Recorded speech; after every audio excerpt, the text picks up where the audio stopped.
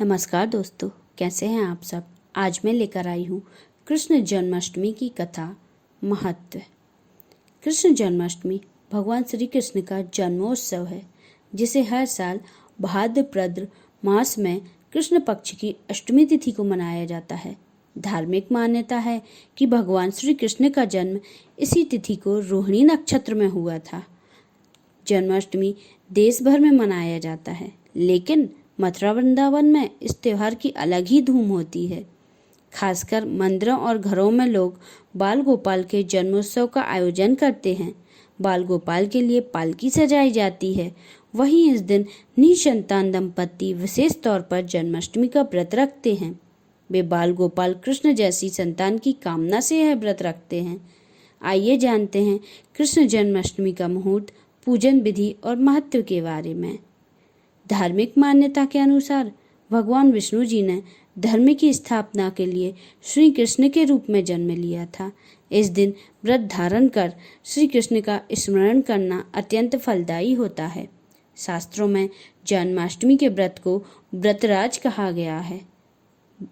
भविष्य पुराण में इस व्रत के संदर्भ में उल्लेख है कि जिस घर में यह देवकी व्रत किया जाता है, वहाँ अकाल मृत्यु, गर्भपात, वैवध्य, दुर्भाग्य तथा कलह नहीं होती। जो एक बार भी इस व्रत को करता है, वह संसार में सभी सुखों को भोगकर विष्णु लोक में निवास करता है। पूजन विधि। इस दिन सुबह जल्दी उठकर स्नान आदि से निवृत्त हो जाएं। घर के मंदिर में साफ सफाई करें। घर के मंदिर में दीप प्रज्वलित करें।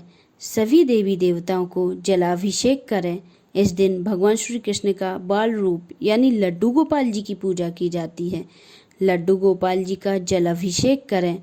इस दिन लड्डू गोपाल जी को झूले में बिठाएं। लड्डू गोपाल जी को झूला झुलाएं। अपनी इच्छा अनुसार लड्डू गोपाल जी को भोग लगाएं। इस बात का विशेष ध्यान रखें कि भगवान को सिर्फ सात्विक चीज़ों का ही भोग लगाया जाए। लड्डू गोपाल जी की सेवा पुत्र की तरह करें। इस दिन रात्रि पूजा का महत्व होता है, क्योंकि भगवान श्री कृष्ण का जन्म रात में हुआ था। रात्रि में भगवान श्री कृष्ण की विशेष पूजा अर्चना करें। लड्डू गोपाल जी को मिश्री मेवा का भोग लगाएं। लड्डू गोपाल जी की आरती करें। इस दिन अधिक से अधिक लड्डू गोपाल जी का ध्यान रखें। इस दिन लड्डू गोपाल जी की सेवा करना बहुत फलदायी होता है। भाद्रपद की कृष्ण जन्माष्टमी को श्री कृष्ण जन्माष्टमी कहते हैं, क्योंकि इस दिन भगवान श्री कृष्ण का जन्म दिवस मनाया जाता है। इसी तिथि को घनघोर अंधेरी रात की रोहिणी नक्षत्र में मथुरा के कारागार में वासुदेव की पत्नी देवकी जी ने गर्व से भगवान श्री कृष्ण को जन्म लिया था।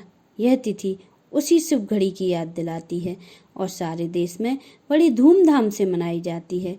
जन्माष्टमी के दिन भगवान श्री कृष्ण की जन्म संबंधी कथा भी सुनाते हैं, जो इस प्रकार है। व्रत कथा। स्कंद पुराण के अनुसार द्वापर युग में राजा उग्रसेन मथुरा में राज्य करते थे। राजा उग्रसेन को उनके ही पुत्र कंस ने गद्दी से राज्य हड़प लिया। कंस की एक बहन देवकी थी, जिनका विवाह वासुदेव नामक यदुवंशी सरदार से हुआ था। कंस अपनी बहन देवकी से बेहद प्रेम करते थे। जब देवकी की शादी वासुदेव जी से हुई तो कंस खुद रथ हाँकता हुआ बहन को ससुराल विदा करने के लिए गया। लेकिन जैसे ही कंस ने रथ हाँका तो आकाशवाणी हुई, हे कंस, जिस देवकी को तुम बड़े प्रेम से विदा करने जा रहे हो, उसका 8वां पुत्र तेरा संहार करेगा। यह सुन कंस क्रोधित हो उठा और उसने देवकी को मारने का प्रयास किया। कंस ने सोचा, अगर मैं इसे यहीं मार दूं तो इसका पुत्र ही नहीं होगा और ना ही मेरा नाश होगा। कंस को ऐसा करते देख यदुवंशी क्रोधित हो उठे और भयंकर युद्ध की स्थिति पैदा हो गई। हालांकि वासुदेव युद्ध नहीं चाहते थे। वासुदेव जी ने कंस से कहा कि तुम्हें देवकी से डरने की कोई जरूरत नहीं है। समय आने पर मैं तुम्हें खुद देवकी की 8वीं संतान सौंप दूंगा। उनके समझाने पर कंस का गुस्सा शांत हो गया। कंस जानता था कि वासुदेव झूठ नहीं बोलते। कंस ने वासुदेव जी की बात मान ली और वासुदेव व देवकी को कारागार में बंद कर दिया। और सख्त पहरा लगवा दिया। 8वें पुत्र के रूप में भगवान का जन्म। समय आने पर कंस ने एक एक कर देवकी की 7 संतान को मार दिया। जब 8वें संतान का समय आया तो कंस ने पहरा कड़ा कर दिया।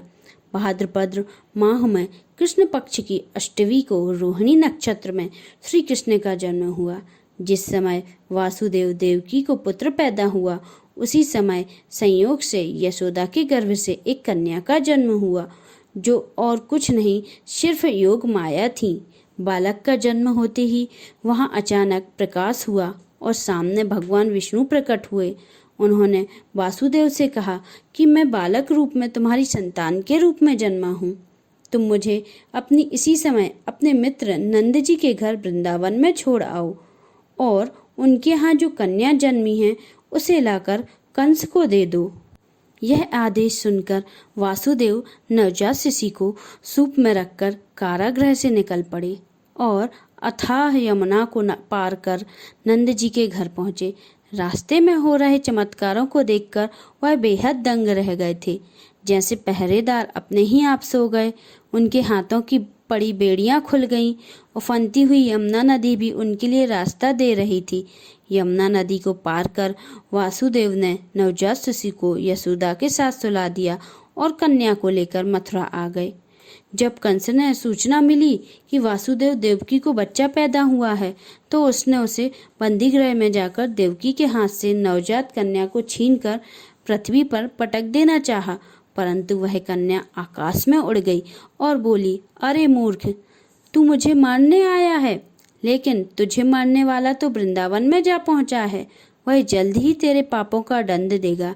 यह सुनकर कंस बेहद क्रोधित हो उठा। उसने कई बार बालक कृष्ण को मारने का प्रयास किया, लेकिन ऐसा नहीं कर पाया। अंत में जब भगवान श्री कृष्ण युवावस्था में पहुंचे तब उन्होंने कंस का वध कर दिया। यह है कृष्ण जन्म की कथा। बोलिए बाल गोपाल की जय। कथा समाप्त।